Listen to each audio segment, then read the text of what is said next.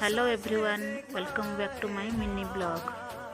सकाळे समस्त को किसी चटपटा खाया को भल लगे। आज मैं सकाळे चूड़ार गोटे चटपटा हेल्दी ब्रेकफास्ट बनैली। से आलू, पियाज, कंचा लंका, अदा, भृषुंगा पत्र को चुन चुन कर काटिदेवा। 1 घंटा आगु बतुरे रखि चूड़ा सुजी रे किसी दही मिक्स कर ग्राइंडिंग करदेवा। गोटे फाइन पेस्ट बनईदेवा। तापर कढ़ाई रे तेल गरम करी सोरिष फुटाइबा। तापर पियाज पकाई कटा जाइतबा वेजिटेबल सब फ्राए करिबा। लास्ट को मैगी मसला ऐड करिबा।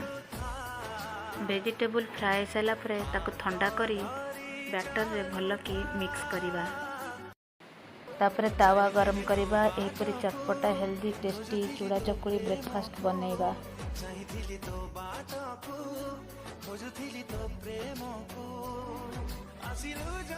जीवनी चली मो छाती तले रही था।